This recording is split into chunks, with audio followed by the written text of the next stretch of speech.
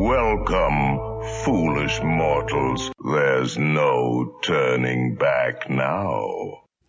That's right. There is no turning back now. And why would you want to?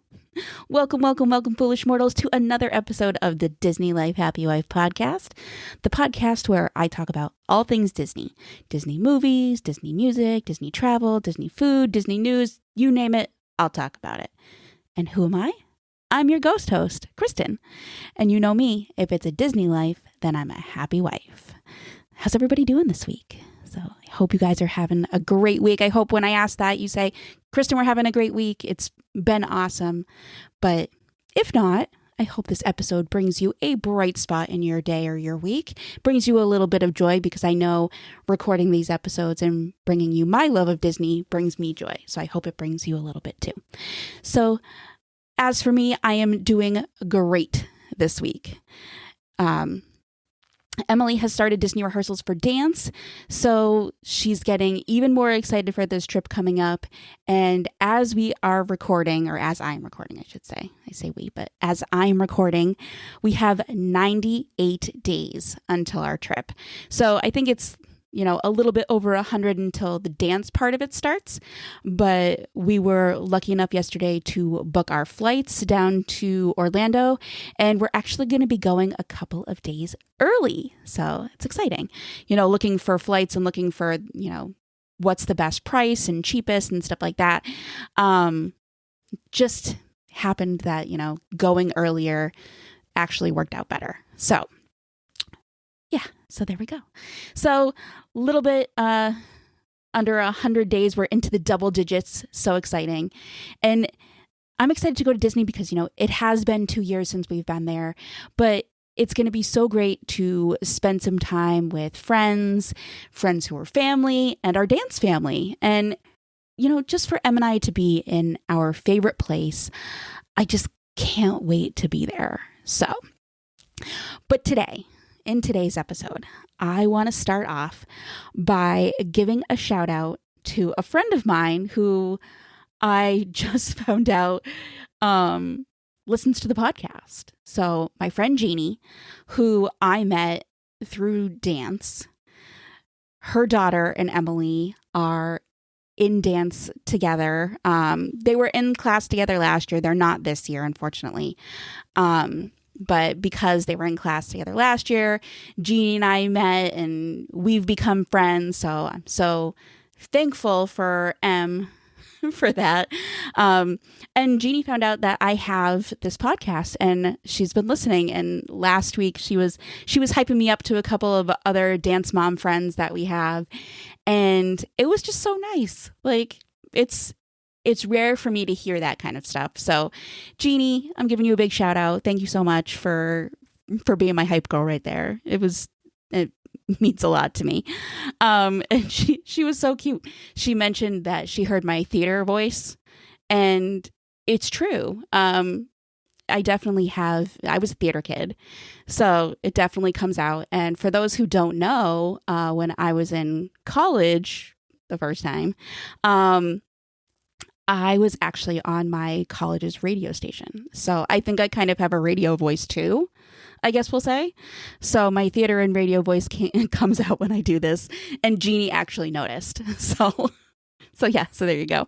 So I just have to say thank you so much, Jeannie, for listening to my podcast. It means so much to me that you're listening and that you're hyping me up.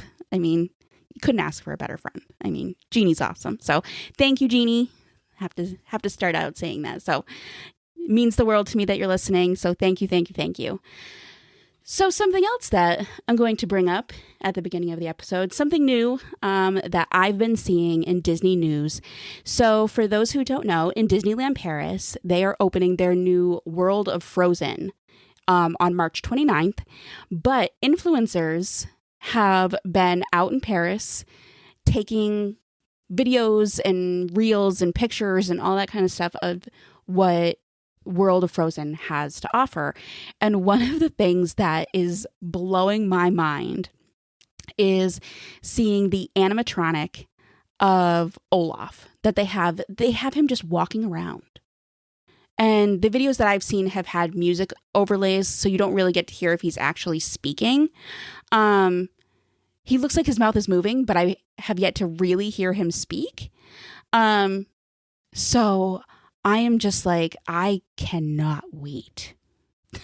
Like, it's now a bucket list item. Like, we're going to Paris at some point so I can see this Olaf.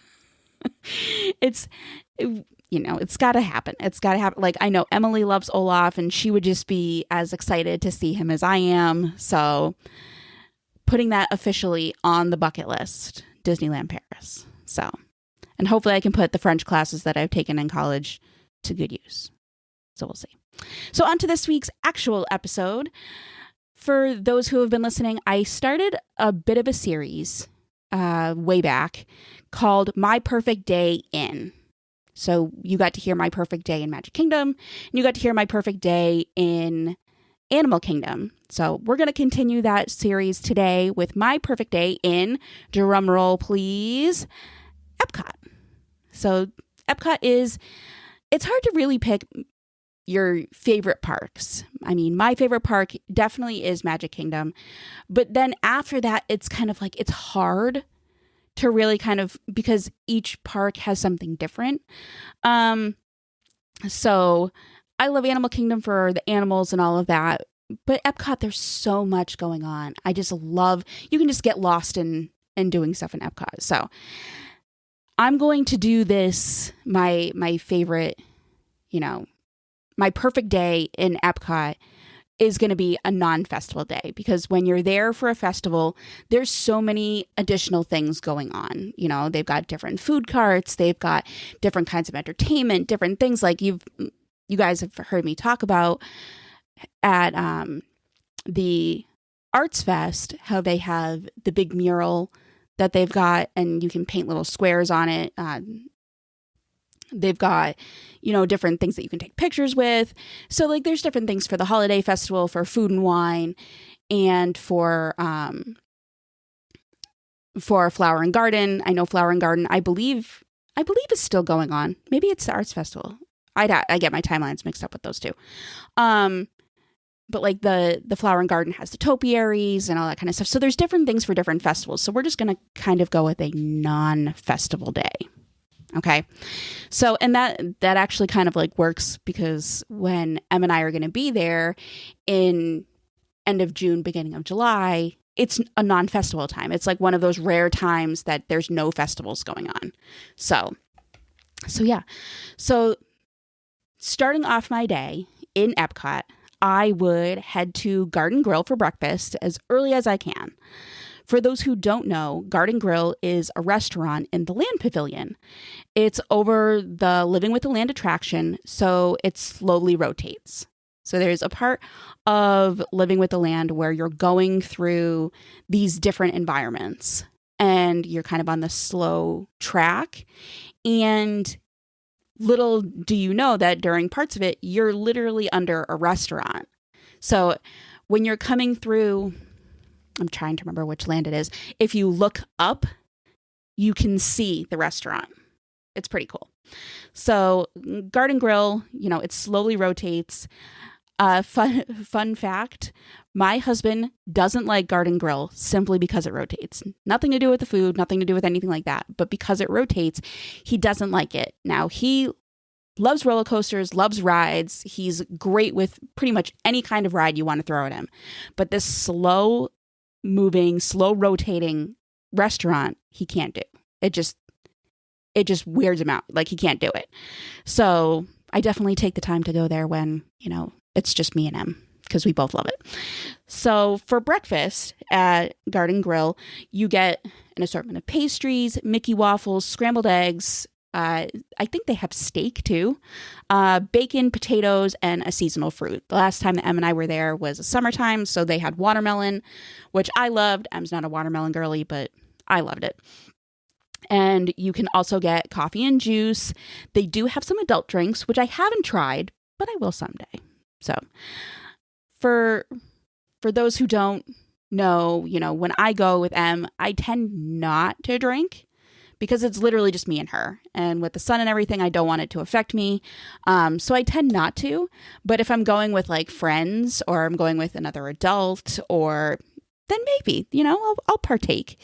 But so yeah, I haven't had a chance to try, their adult beverages for breakfast.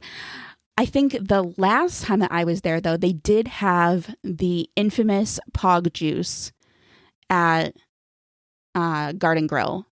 I think they did. And with that juice, if you know, you know. There is no place to get that juice but Disney. I've never had it anywhere else but there. I've never tried to remake it because I know it will be wrong.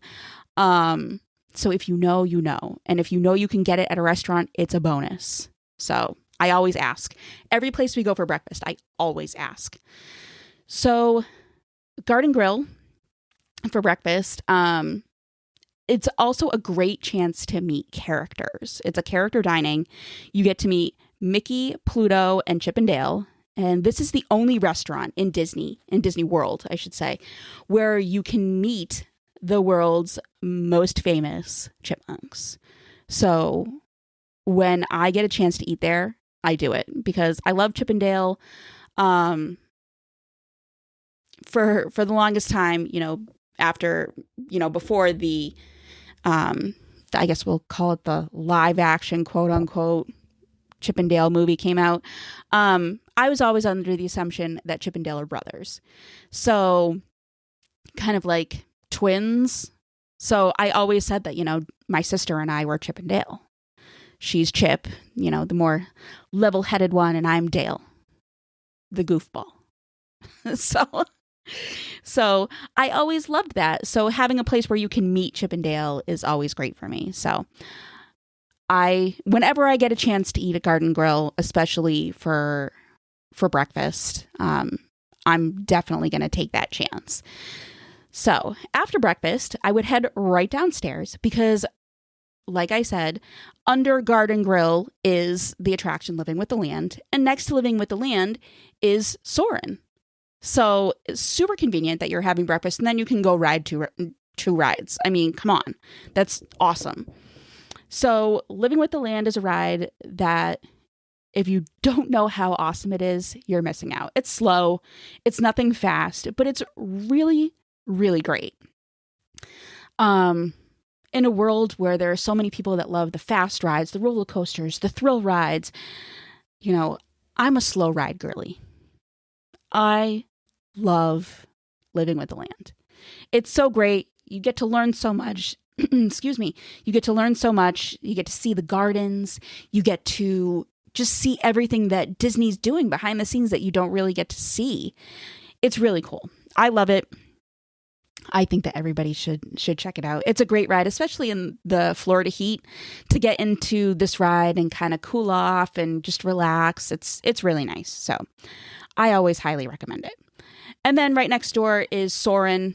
In Epcot, it's currently Soarin' Around the World. But this summer, for a stretch of time, I'm not sure how long, it might be the whole summer, it is going to be changed to Soarin' Across America for the USA's big 250th birthday. So I can't wait to see that. It opens on May 26th. So it'll be there for when Emily and I are there. So we'll definitely be checking that out. So I'm not a thrill ride girly, but if there's a thrill ride that I would say that I go on, it's Soarin'. I love Soarin'. I think it's beautiful. There are some times where I'm like, ooh, okay, that's a little bit much for me. But I absolutely love this ride. So after being in the Land Pavilion, after we leave there, we're going to head kind of right next door to the Seas. I would ride the Seas with Nemo and Friends, which is a great slow ride featuring Nemo and all the other fishes from the Finding Nemo movie. And then when you come out of the ride, you are greeted by kind of like a full-on aquarium. Disney has this great little aquarium set up as soon as you get off of the Seas with Nemo and Friends when you get off that ride. And they've got different fish there. I know at one point they had dolphins, manatees, turtles. It was really cool. I know that Emily used to love going there. She used to be very much into fish. So she used to love going to aquariums and stuff. So this used to be one of her favorite attractions when she was little. So it's really great. It's a great way to, yet again, get out of the Florida heat, check out some fish, check out something really cool and fun. And yeah, it's a great way to pass the time. There's also another attraction in that aquarium. It's called Turtle Talk with Crush. And you get to sit in this little auditorium and literally have a conversation with Crush. There's like a big group of people, and they'll pick random people here and there to ask him questions and stuff like that. So we've done it before, and Emily absolutely loves it. I don't think she's ever gotten to ask Crush a question, but I know she has said that she wants to go back, and she wants to do it this time with some of her dance friends to see what they would ask Crush. So I guess we'll see how that goes. But yeah, in my perfect day at Epcot, I would definitely check that out and do that again. So heading out of the seas, we're going to go over to the Journey of Water, inspired by Moana. This attraction is one of the best that they have in Epcot. I will die on that hill, seeing the different forms of water, the different ways that we experience water, the different interactions that you can have with it through this attraction. It is just one of the coolest and different things that Disney has done in Epcot and in Walt Disney World. And it's so interactive. You can keep going through it, and we just absolutely love it. And it's definitely a must for us. And there's also an area where you can get your picture taken with Tafiti, and it's so cool. We absolutely love it. It's just a lot of fun. And it's a great thing it's not a ride. And you're not standing there waiting in line for, hours on end. You can just walk in, experience everything. Yeah, you may have to wait in line to get your picture taken at the end, but it's still a great attraction. And I, think that this is a wonderful thing that Disney has done. So Emily loves it. I love it. So it's a must when we go to Epcot. So on my perfect day, of course, I would go there. After that, I think I would head over to the Journey into Imagination with Figment. It's a really cute ride. It's very silly, except for the smells part. I'm not a fan of that part, but I would ride it, just because it's a great ride, and you gotta love Figment. Who doesn't love Figment? So I would ride it and then go meet Figment at the end and get my picture taken with him. Now, he's only been stationed there for a couple of years, I believe. So I actually have yet to meet him. We haven't done it. So I'm excited. I think we're going to do that this summer. We're going to try and meet Figment. But in my perfect day, I would definitely ride Journey into Imagination and then go see Figment after. So at this point in time, it's definitely lunchtime. I'm definitely, working up a hunger. So with so many quick service options that Epcot has, it's hard to pick one. But I would definitely head into the World Showcase and start there. So when we head into the World Showcase, we always take a left and depending on where you come in. If you come in from the main, I guess we'll say the main entrance of the World Showcase, we take a left and head to Mexico. That's usually our very first stop. We don't go right and head towards Canada. We take a left and head towards Mexico. So if I'm feeling like a little Mexican, I would stop at La Cantina de Angel, which, gosh, I hope I just pronounced that correctly. So if I was not trying to pronounce it the Spanish way, or Mexican way, La Cantina de Angel, or yeah, maybe, I don't know. I'm gonna botch some of these pronunciations because there's more that are just, yeah. So, and I would get the arroz bowl with marinated grilled chicken and some guacamole with, I don't know I'm not going to pronounce this correctly. Totopos? Yeah. Not sure if I pronounced that correctly. Not sure at all. So my guess is that it's guacamole with chips. So yeah, you give me a burrito bowl with chicken or beef or steak, whichever, and you give me some guacamole and chips and I am good. of course, there's a place to get margaritas right across from there. So I would definitely check that out too, because I've had margaritas from there and they're delicious. But while we're in the World Showcase, if I was feeling like some Italian, I would stop at Pizza Al Taglio and get a piece of pepperoni pizza. And if I was feeling up to it, maybe a Moscato or a limoncello mule, which sounds amazing. I've had limoncello and I've had different kinds of mules in the past, and I absolutely love them. So combining would just be amazing. But if I was feeling like a little bit of French, then I would stop at the Crepes à Emporter. I'm not sure if I pronounced that correctly, for a savory crepe. So it's lunchtime, so I'd get something savory. They have a bechamel cheese and ham galette, which sounds so good. Ham and cheese, can't go wrong with that for me. And for dessert, of course, I would go over to L'Artisan de Glace, which, if you know, you know. If not, look up some videos about this place. They have a dessert called the croque glace, which is kind of like an ice cream sandwich. They take a brioche roll, put a large scoop of ice cream, some kind of sauce, put the other part of the roll on top, and then they put it in some kind of press that they have, press it together, and you've got like an enclosed ice cream sandwich. It looks so good. I've never gotten one. Emily and I always say we're going to do it. We never do. So we're doing it. We're doing it. This time we're going to do it. If on my perfect day in Epcot, I would get this and I would get coffee ice cream with like hot fudge. And that would just be that. And just saying that right now, I just wish I had one right now to eat, because that sounds absolutely delicious. But like I said, there are so many choices in the World Showcase. Pretty much every country has a quick service place, has some kind of snack that you can have. So there's just so many choices. I mean, there is America. I tend to shy away from America because, it's where we live. So I tend to shy away from there and go with some of the other countries. Like I said, Mexico, Italy, France, China, Japan, when they have food and wine. China and Japan are two of the countries I always hit. And if you know, you know. So I, definitely branching out and definitely getting some different foods. So with the World Showcase, you cannot go wrong. So after lunch, I would hit some of the attractions in the World Showcase that I love. A favorite of mine and Emily's is the Grand Fiesta Tour, starring the Three Caballeros in the Mexico Pavilion, which I'm assuming you all know why.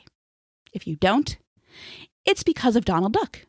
Donald Duck is one of the stars of the Grand Fiesta Tour, and he is Emily's absolute favorite character.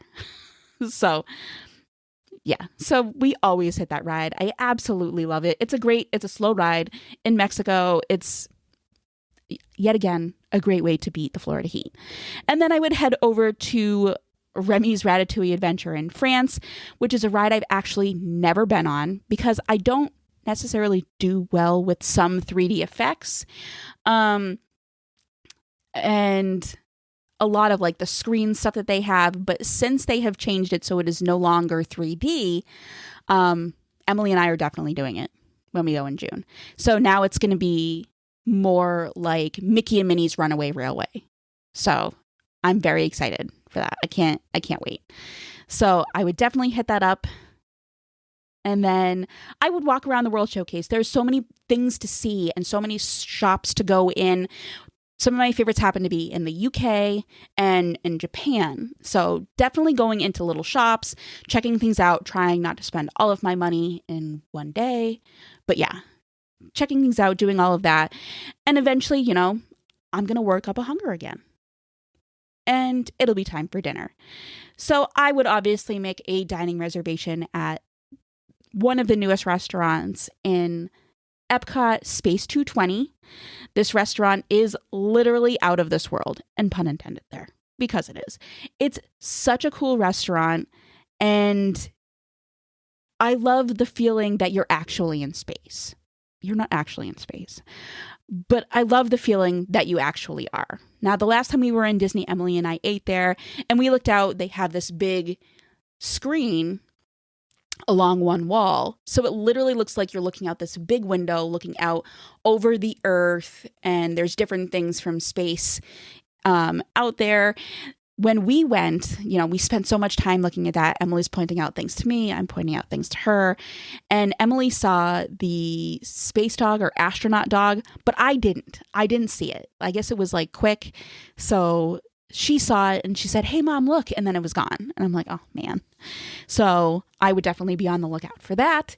And a friend of mine had gone and she told me that there were a couple of astronauts that were fighting with lightsabers. So I'm definitely there looking for Star Wars references because I like Star Wars. I'm not a huge Star Wars fan, but I like Star Wars. So seeing something like that would be really cool. We did not see that when Em and I went. So would definitely be on the lookout for that. When Em and I went, I got the short rib meal that they have there. I love short ribs, so I was super excited about it. And it was delicious. It was definitely worth the price. It is a pricey restaurant. So going there, yeah, it was a lot, but it was worth every penny. So, but maybe this time on my perfect day, I would splurge. I would get the filet mignon, which I love a good filet mignon. So, and not to mention the cosmic cheesecake dessert, which I did have when we were there last. And it was so good. I would definitely get that again. Although they do have a s'more dessert that I might try. You never know. So from there, I would head out, do some last minute shopping in the creation shop before getting a great spot, maybe a little snack, little drink, little something for the amazing nighttime show that they have in Epic called Luminous, which I've never seen before. Em and I don't tend to stick around for nighttime shows. We did do Happily Ever After the last time we were there, which is in Magic Kingdom. And I've seen that before with my friend Amy. And we've never actually seen Luminous. So I would definitely take the time to do that. When we were there, the last time we were there for the 4th of July, and we were actually heading back, trying to get back to Hollywood Studios to see Fantasmic for our 4th of July show. And we ended up missing it because the park closed at 9 and we got there a little after 9. So we missed it, but it's all right. It happens. So we did catch a little bit of the fireworks, and I'm not sure if those are usual fireworks for Luminous. We didn't catch the whole show, but we caught them from the boat heading back to Hollywood Studios. So, but I would definitely check that out on my perfect day in Disney. I would end my night in Epcot with the amazing nighttime show, Luminous. So there you have it, folks. My perfect day in Epcot.